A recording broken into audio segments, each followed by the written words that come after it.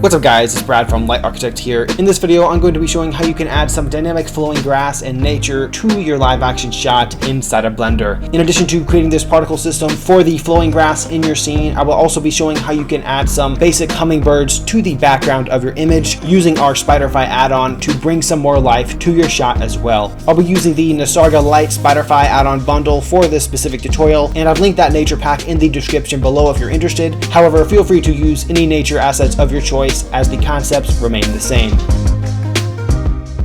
Anyways guys, let's get started. Here we are inside of Blender. As usual, we'll just delete everything in our scene here.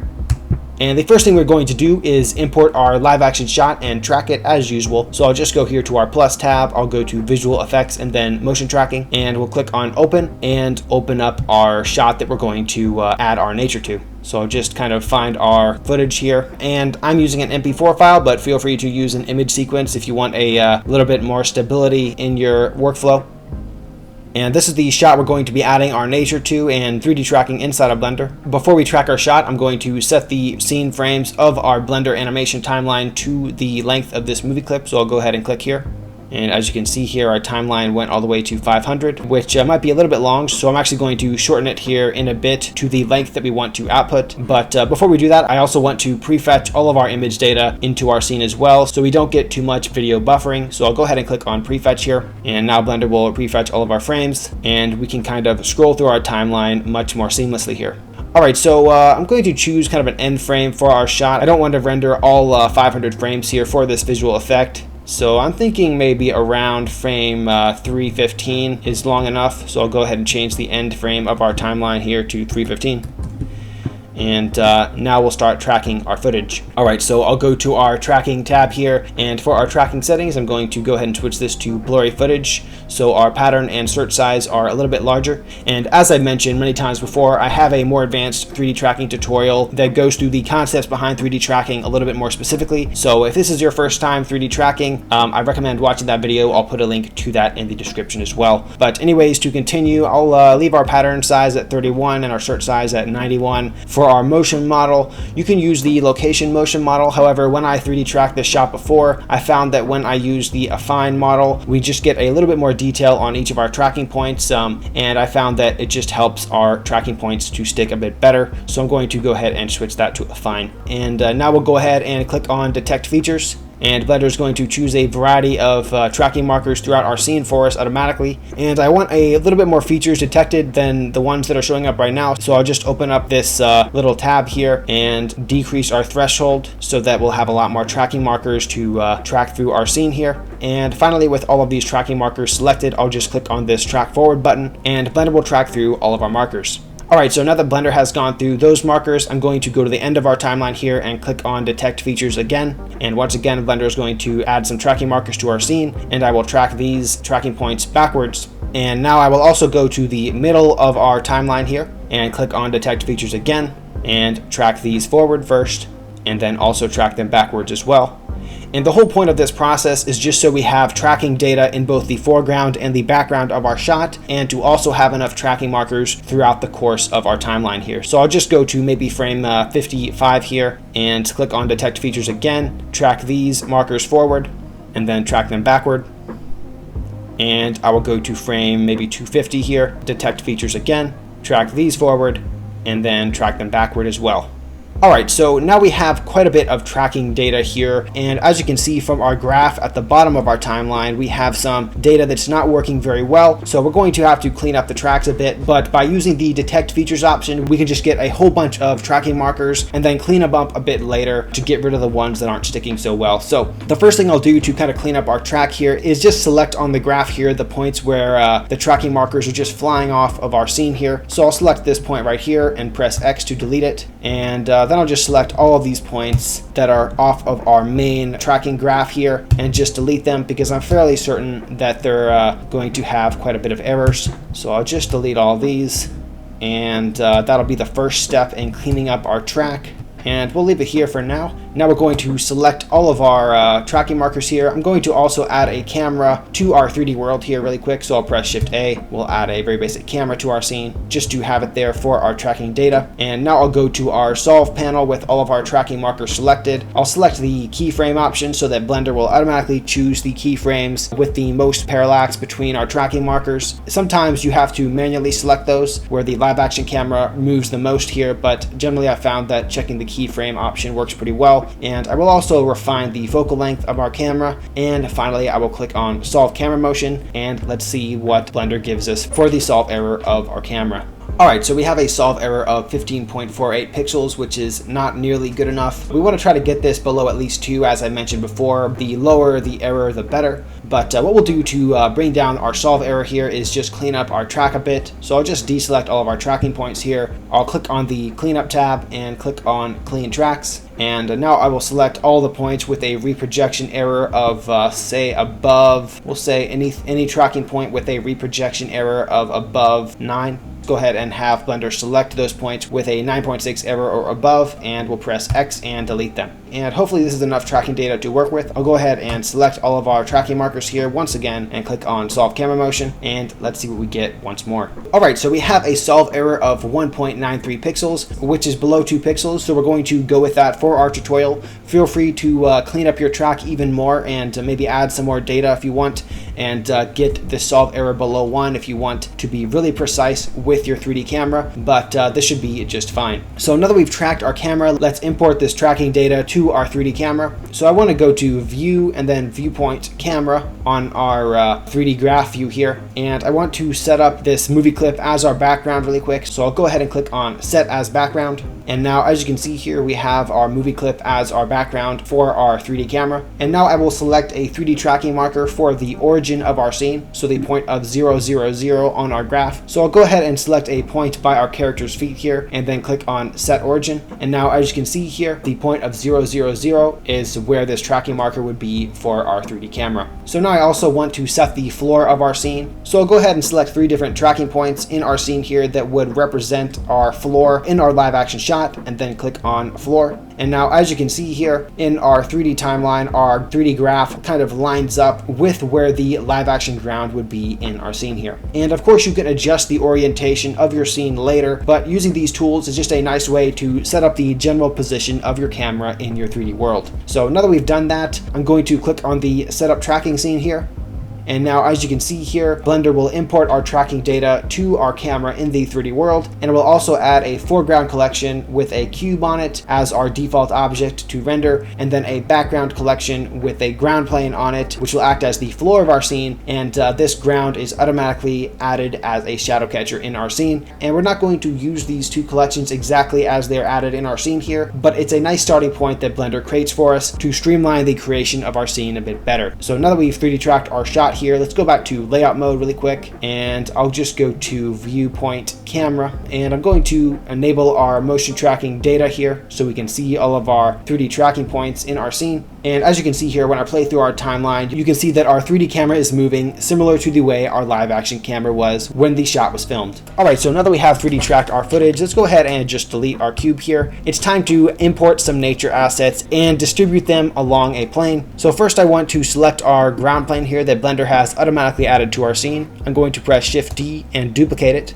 and then I'm going to move it to our foreground collection so that it will be rendered not as a shadow catcher, but as an actual object. And I want to change some of the visibility settings for this ground plane here, but first I want to switch to the Cycles rendering engine. And then we'll go to our Object Properties tab here and go to Visibility. And we will deselect the Shadow Catcher option for this ground plane here, and we will also relabel it to Nature Particle System. And I'll just scale up our ground plane here so it's just a bit bigger, and put it a little bit deeper in our background. And we're going to distribute our nature assets across this plane here so our camera will move through them in the foreground. Alright, so before we add our particle system and distribute these assets, let's actually import our 3D nature assets into our scene here. So I'll go ahead and select our 3D cursor off to the side here, and then I will open up our Nisarga Light add-on tab here. And as you can see here, we have a variety of different categories of assets to choose from, as well as, you know, a bunch of different assets in each category. So you can of course choose whatever assets you want. Perhaps we'll choose, let's see here, maybe some vegetation assets. I'll maybe choose the Virginia pepper here, and I'll select the make editable checkbox, and then I'll click on add Nisarga asset. And it's actually going to add this asset to the center of our scene here. So I'll just move it off to the side so it won't be seen in our render. And this is our nature asset ready to go. So I'm just going to import a few more of these. As you guys may know, generally the more variety of assets you distribute on a particle system, the more realistic it's going to look, because, you know, if you instance just the same element over and over again, it starts to look a little bit uncanny. So I'm just going to import a few more assets here. I might use maybe some reeds here. Import this, drag this one off to the side, put it next to our other asset, and let's see here, maybe I'll do one more. We'll choose like some low vegetation like this one right here, add this one as well, and also put it next to our other two. I'll scale it down a bit as well. All right, so now we have these 3 different nature assets in our scene. I'll scale this third one down a bit. We're going to use this one for kind of our ground cover, and then these other 2 for kind of an overgrown field type look. So before we create our particle system and distribute these assets, I want to select all 3 of our assets and add them to their own separate collection so that we can instance them across our particle system. So I'll go ahead and select all 3 of them. I'll press M and click on new collection, and we'll call it nature assets, and okay. And now as you can see here, we have our nature assets all in one collection so that we can select that data a little bit more efficiently. All right, so now let's create our particle system along our ground plane here. So the first thing we're going to do is just select our ground plane that we've labeled as nature particle system, and I will go to edit mode with this selected, and we're going to actually subdivide our ground plane here so that we can weight paint the data of these particles a little bit more effectively. So I'll just go to edge, subdivide, and then under our number of cuts option here, I'll increase this to maybe 10. All right, and I might actually do this one more time. I'll subdivide it once more and increase that a little bit more, so our weight painting will be a little bit more detailed. I'll get to the weight painting in a second. This should be good for now. So now I'll go back to object mode here, and finally I'll go to our particle properties tab and add a new particle system with this button right here. And as you can see, by default, an emission particle system shows up. However, we don't want to use this type of particle system. We want to use a hair particle system. So we'll go ahead and select that and go to the beginning of our timeline. And I will select the advanced option here so that we can use the hair dynamics a bit better. And as you can see here, this is the default hair particle system. And we obviously need to change a few of our settings here. I'm going to decrease the hair length of our particles to maybe, we'll try something like 2 or maybe even 0.5. So it's a, you know, pretty short hair particle, maybe even 0.25. Let's see what this gives us. Actually, probably 1 is about right. Yeah, something like this is pretty good. And I also want to change our segments here, which is the number of time each hair particle is broken up into its own little pieces here, which affects kind of how we adjust our hair dynamics and how the hair bends dynamically in the scene once we add the wind and everything. So I'm going to bring this segment number down to maybe 3. Or maybe just 4 actually is just fine. And so now each hair particle is only divided into 4 different pieces. This should be pretty good. I might increase the number to maybe 2,000. Just so we have quite a bit more hair particles. And then under source, we'll leave everything as is. And finally, we'll click on the hair dynamics option, which is going to allow us to have the grass kind of flow in the wind and be a bit more realistic. So we'll adjust our hair dynamic settings here in a bit. Now let's go ahead and make our hair particle system instance our nature assets so we can get an idea of what our assets are looking like in the scene. So I'll just go to our render tab here, and instead of rendering this particle system as a path, I'm going to switch it to collection, and then I'm going to select our nature assets collection. And as you can see here, you can't really, see our nature assets right now. And that's just because our scale is so low here. So I might just increase our scale to 1. You'll notice that we have another problem here. Our assets are going sideways. So what we can do to solve that is we can go over to our nature assets themselves here. We'll select each one of them and go to object properties. And then under relations, we'll make the tracking axis +Z. And now as you can see here, our assets are going straight up as they should. So we'll do that for each of our nature assets. Change our tracking axis to +Z, and now our assets are being distributed a little bit more effectively. All right, so this is not bad here. I'll go back to our camera view and you can kind of see what we're getting. Obviously, this is not realistic yet because, you know, everything is just instance over and over again and there's not any randomness to it, which makes it look quite uncanny, but we'll adjust a few settings here. I'll select our nature particle system again, and just so our workflow is a little bit quicker, I'm going to go to our particle system settings, and under viewport display, I'm going to change the amount in our viewport to maybe 20%, and that's just going to help us work a little bit faster without Blender buffering in our preview here. So this is our shot so far. Before we make the particles dynamic, I want to weight paint the distribution of these nature assets a little bit better. So while our nature particle system plane is selected, I'll go to our weight paint interaction mode here, and I'll go to object data properties and add a new vertex group, and we'll call this nature density. And now I will just start painting on where I want the nature assets to be distributed. So this is just a nice way to add some randomness to your nature assets and their distribution. I'm just going to try to make it a little bit random here so it won't look too uncanny. Something like that should be pretty good. And now I'll go back to our object mode here and back to our particle system settings. Scroll down here to our vertex groups, and then under density, I'll select the nature density option. And if we go back to the beginning of our timeline, you'll notice that our assets are distributed in a little bit more organic way based on our weight painting data. All right, so now that we've weight painted the distribution of our nature assets, let's create a little bit more random look in our particle system. One of the best ways to do this is by enabling the rotation checkbox here. So I'll go ahead and check this, and then under its settings, I will maybe change the phase of our nature particles and then randomize the phase as well. And now as you can see here, each particle is a little bit more random from the other. Of course, you can adjust this to make it more or less random, but this is the general concept. Another thing I'm going to do is randomize the scale of each nature asset. So I'll just scroll down here to our render setting here in our particle system, and then I'll increase the scale randomness to say 0.65, and that's just going to make each nature asset a little bit more randomly scaled than the other. All right, so already this is looking quite a bit better. I might increase the scale of our assets a bit as well, maybe to 1.5, just so it's a little bit more overgrown here. And yeah, this should be pretty good. Now let's go ahead and add a wind force field to create some dynamic movement of our nature assets. So I will press Shift A and add a force field, wind,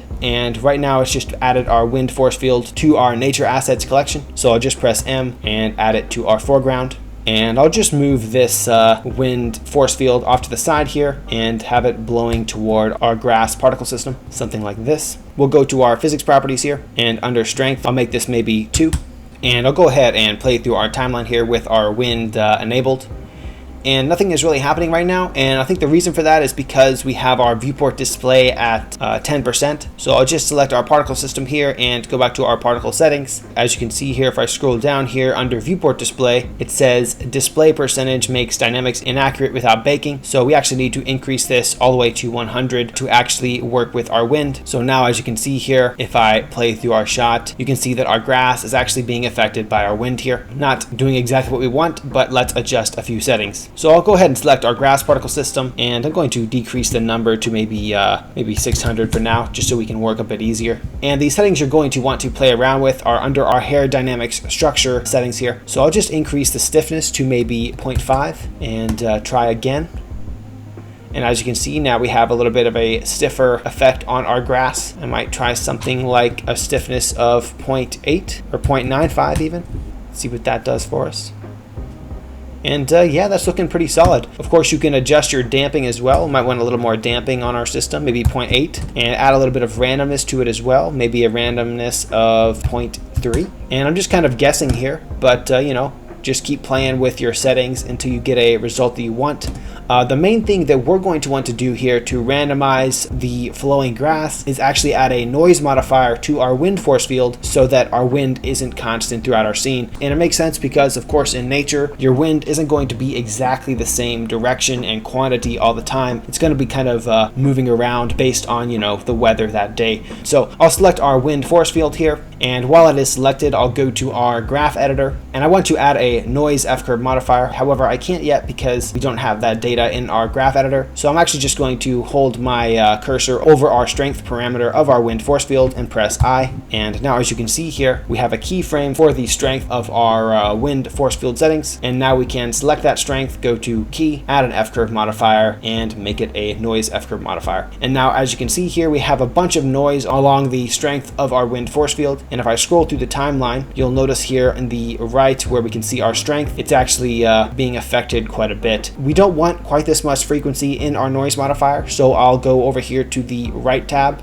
and go to modifiers, and then I'll scale up the noise modifier so that it doesn't vary quite as much, and we'll create a little bit more of a flowing grass feel. So 24 frames is about 1 second here, so I might just make this scale about a 1 second interval for each gust of wind, for example. So you can just kind of judge how much you want your wind to vary based on your strength here. And then I can also, increase the amount of strength that's in each gust of wind. So, you can do a lot of different things here. You can change the offset if you want particular gusts at particular moments, but this is the general idea. And now, as you can see here, if I go back to 3D viewport, you'll notice that if you watch our wind here, our wind is, randomly changing its force, and it's adding a little bit of dynamic movement on our grass here, which is kind of nice. And I think it's actually a little bit too quick in its randomness. So I might go back to our graph editor here, increase the scale a bit more, and then also increase the strength of it a bit as well. And let's try this out and see what we're getting.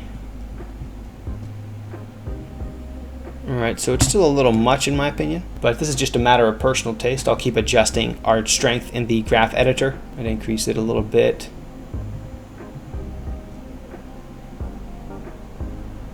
And you could also select your particle system and adjust the stiffness in your structure. I might decrease the damping of our stiffness so it's a little bit more springy.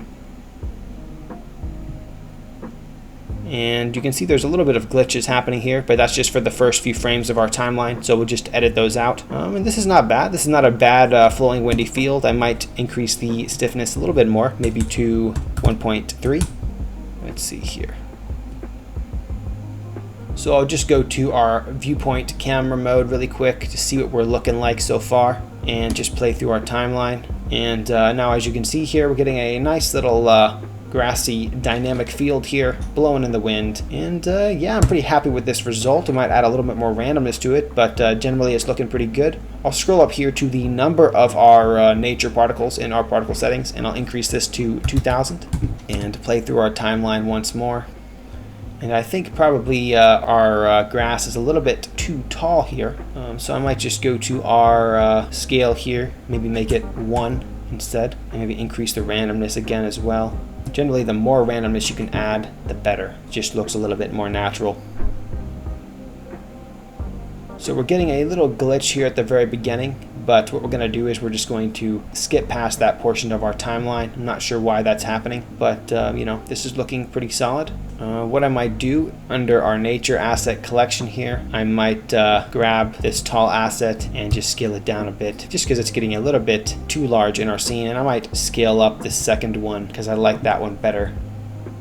And this is looking pretty nice in my opinion. This is pretty solid. I might scale down our grassy plain here just to increase the density of our grass here in the foreground, because they're quite a bit spread out in my opinion. Just kind of bring them by our camera.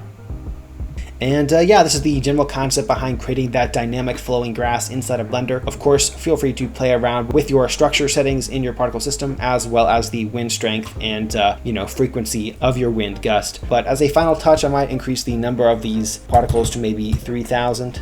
So they're just quite a bit more particles, just so our camera is kind of in the field itself, which is kind of interesting to look at. And yeah, I'm pretty happy with this result. We're getting some nice movement of our nature asset, which is giving some nice life to our shot. So now that we've kind of generally created our grassy field here, I'll select our grass particle system and go ahead and save your project in whatever folder you would like. And under cache, under our particle system, I will click on bake, and we're going to bake the movement of our grass particle system so that whenever we play through our timeline, it doesn't have to go through those particle hair dynamics every time. Alright, so we have baked our grass dynamics here. Now it's time to add our hummingbirds in the background, and then we're going to separate each of our elements into their own specific view layer, add an environment to light our scene, and then get into the compositing process. So I'm going to go ahead and disable our nature particle system really quick, and I'm just going to go to our Spyderfy tab. I will select the hummingbirds option, and we'll name this hummingbird system. We'll just call it hummingbird background. And we'll just have 50 hummingbirds in our shot, and we'll add a goal for the hummingbirds to follow, and I'll click on add bug system. And now, as you can see here, a bunch of hummingbirds will come into our shot. However, they're a little bit too big and they're not far enough in our background. And in Spyderfy, you'll have two different elements that come into your scene. The first one will be the emitter for whatever creature you're going to add to your scene. And then you're going to also have a goal for those creatures to follow if you select the add goal button. So I'll put our goal for these hummingbirds off to the left of our camera here. And then I'll select our particle emitter for our hummingbirds and put it off to the right, just off of camera. And now, as you can see here, if I play through our shot, our hummingbirds are, going generally toward our goal here. But we want them off into the distance, obviously. So what I'm going to do is I'll select both our hummingbird emitter as well as our goal for the hummingbirds, and I'll just put them off into the background here, something like this. And we need to adjust a few of the particle system settings here to get them to do what we want. The first thing we're going to do is decrease the size of our hummingbirds. So I'll go to our particle settings here, and we'll scroll here to render, and I'll change our scale to maybe 0.25. And now, as you can see here, our hummingbirds are much smaller and just flying off into the left of camera, which is not bad. I might increase their size a little bit, maybe 0.35 or 0.3. And then I'll also increase their scale randomness to maybe 0.5 to give them a little bit more variation. Alright, that's not looking too bad here. I also want these hummingbirds to give each other a little bit more personal space so they're not right next to each other. So I'll scroll here to our physics properties, and under movement, I will change their air personal space to maybe, we'll try something like 2.5. And then I'll change their maximum airspeed to, we'll try 25, just so they don't move quite as quickly in our shot. And that's looking a lot better in my opinion. I'm pretty happy with that result. Of course, feel free to play around with some more of your boid settings. Now that we've set up our hummingbird system, we also want to bake the movement of these hummingbirds. So what I will do is, under our particle settings, I will once again go to our cache tab for our boid system and click on bake. And now our hummingbirds are baked into our scene. Alright, so now that we have added our dynamic grass as well as our hummingbirds in the background, it's time to separate them into their own separate view layers and add an environment to light them in our scene. So the first thing I'm going to do is create a view layer for our grass in the foreground. So I'll select our nature particle system here, I'll re-enable it, and then I'll relabel this view layer as grass foreground. And if I go to rendered view really quick on this layer, you'll notice that we have both our hummingbirds in the background as well as our nature assets in the foreground, which we don't actually want. So what I'm going to do is I'm going to isolate all of our hummingbirds into one collection and then enable them as an indirect only option, so only the grass will show up in this view layer. So to do that, I will move our hummingbird background collection to our Spyderfy master collection. And then for this Spyderfy master collection, first I'll enable our restriction toggles really quick. And for our Spyderfy master collection, I will enable indirect only. And now, as you can see here, our hummingbirds have disappeared from this view layer, and we're only going to be rendering our grass here. So I'll go ahead and select our grass here as well. And one thing that I'm noticing is that in addition to our grass being rendered, we're also rendering the plane below our grass that's distributing the particles, and we don't necessarily want that. So under our particle settings in our nature particle system, I'll scroll down here to render, and then under show emitter, I will deselect this option. And then also under viewport display, I will deselect the show emitter option as well. And now only our grass will be rendered without our actual ground plane here. Alright, so while we're here, you'll notice that we don't actually have an alpha channel for our background. So to solve that, we'll just go to our render properties tab here, and under film, we will enable the transparent option, which will allow us to see our composite a bit better. Alright, so now let's create our next view layer for our hummingbirds. So I'll go back to solid mode here, and we'll go to the top right and add a new view layer. We'll call this view layer Hummingbirds Background.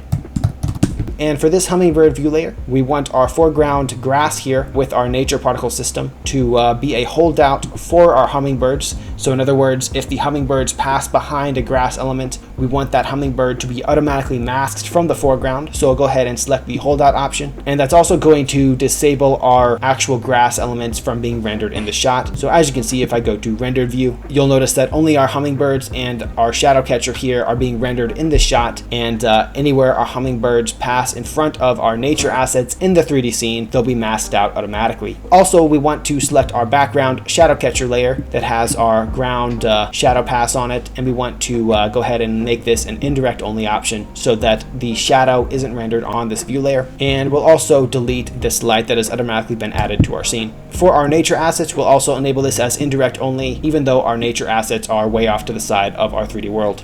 Alright, so finally we have one more view layer we need to adjust, and that is our background shadow catcher view layer. So I'll go ahead and select this. And this is the view layer that Blender has automatically added to our scene with our ground shadow catcher. And it should be pretty good by default. As you can see here, if you look closely, you'll notice that there's a shadow that's coming from the grass in our scene and being placed on this ground plane here. I might just scale up our ground plane a bit, just show our shadow is a bit larger in our environment. But our hummingbirds are actually showing up in this shadow catcher background layer as well. So what we want to do is for our Spyderfy master collection, we'll enable this as indirect only, and also for our nature asset collection, we'll select indirect only as well. And now, as you can see here, the only thing being rendered on this view layer is our shadow on this ground plane here. Alright, so finally we'll go back to our grass foreground view layer, and we'll go to rendered mode. And there are a few things we need to adjust before doing a test render and compositing all of our different view layers together. The first thing we need to do is actually add an environment to light our grass in a more accurate way to our live action shot. So what I'm going to do is actually use the Nishida sky model built into Blender to recreate the sky of our scene and light our grass and hummingbird elements. So I'll go to our environment tab here, and under color I will select the sky texture, and automatically the Nishida sky model is going to come into our scene here, and it'll be a little bit bright. So I'll go back to wireframe mode here and disable our nature particle system. And before we actually adjust our Nishida sky model, I just want to study the live action shot a bit better. So as you can see, the shot was taken near sunset. You can see the sun is just off to the left of our character here, backlighting our environment, and it's just about to go over the horizon. So this is what we're going to try to create in our Nishida sky model. So I will re-enable our nature particle system here, and I'll go to rendered mode, and then under render properties, I'll go under film and deselect the transparent option so that we can see the sky that we're working with. And then I'll go back to the world settings.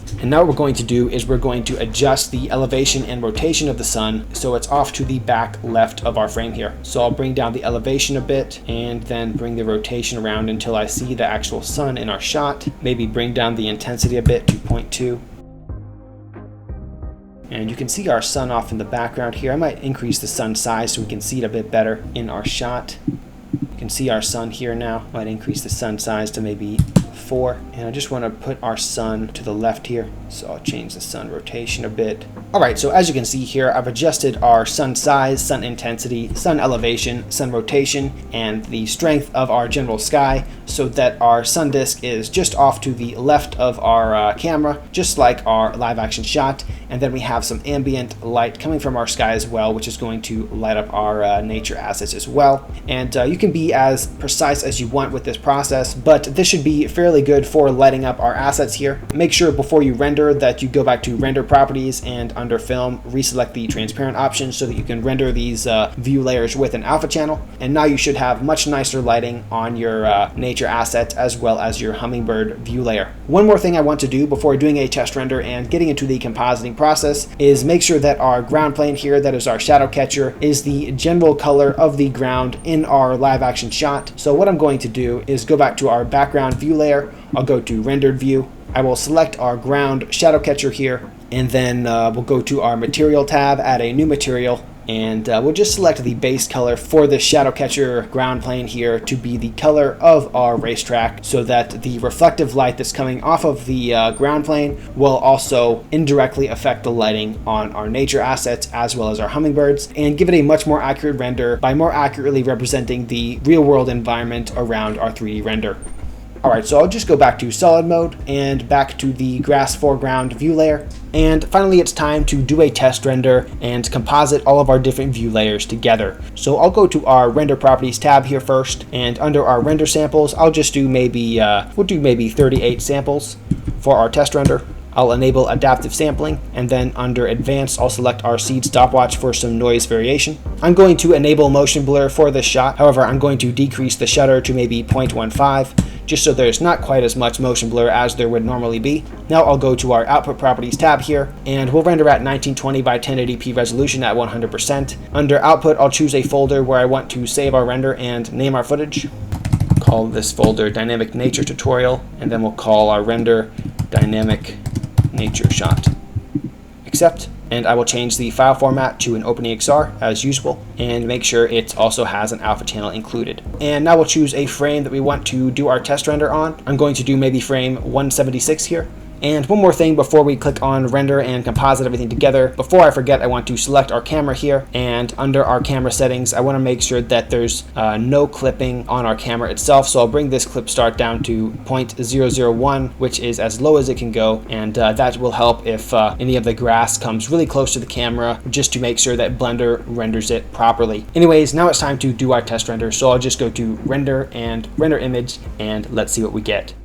Alright guys, so this is the default render right out of Blender. As you can see, it's doing generally what we want it to do. However, it's not really composited into our environment very well, and we're not getting the hummingbirds in the background of our shot. So let's go into the Blender compositor and start compositing these view layers as we intended. So I will close our window here, and we'll go to the compositing tab. And as you can see, automatically Blender has automatically composited our grass foreground here on top of our movie footage here, as well as our background shadow catcher on top of our movie clip as well. But we need to composite our hummingbirds on top of everything, and also color correct our grass and integrate it into the scene a bit better. The first thing I'm going to do is for our background shadow catcher that has been overlaid on top of our shot, I just want to add a little bit of blur to it and bring down the levels a bit. So what I'll do is I'll press Shift A, I will add a blur node under filter, and I'll just blur this by maybe 2 pixels on the X and Y axis, and I'll make this a bokeh blur. And there are several reasons for doing that. One is that I'm noticing that there's some sampling issues in the shadow. So to get rid of those artifacts, I can get away with just blurring those artifacts together, and it'll just give us a little bit cleaner result. Of course, you could also just increase your samples here as well, but that should help us a little bit with our shadow catcher. The next thing I'm going to do is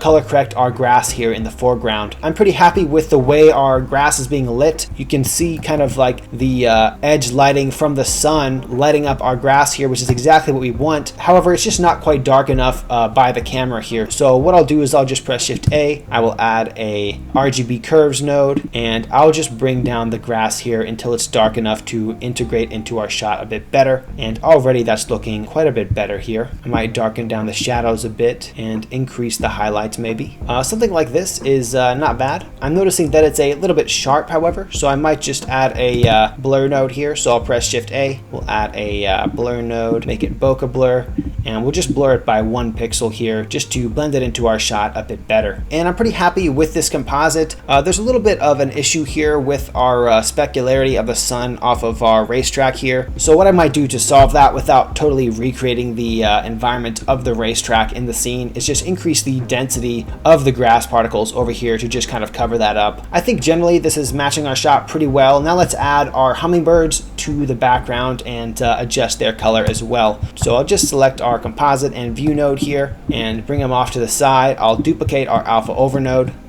and move our alpha over node output to our final composite, and I will press Shift A, we'll add an input, render layers, and we'll put this in the bottom input of our alpha over node, and then change this to hummingbirds background. And now, as you can see, our hummingbirds are showing up in the background of our shot. Let's give them a little bit of color correction to bring them into the scene a bit better. Right off the bat, I'm noticing that they're a little bit too bright here. So I'll just press Shift A, we'll add a RGB curves node, bring them down a bit, and yeah, that's looking pretty solid. I also think they're a little bit too sharp as well, so I might just duplicate this blur node we've created over here, press Shift D, add that to our hummingbirds background view layer, and just boost up the blur to maybe 2 pixels, and now already they're being blended into the shot quite a bit better. And this is just a matter of personal taste and just kind of play around with your color correction. but this is the general idea behind compositing this shot. But anyways guys, I'm going to end the video there. Of course, to render out your final composite, you would just go to render and render animation, and Blender will go through all of the frames that you have in your timeline and export them to your composite node here in the output folder that you have created. Anyways guys, that's it for this video. I hope it was helpful. As always, feel free to leave a comment if you have any questions or suggestions in the comment section below.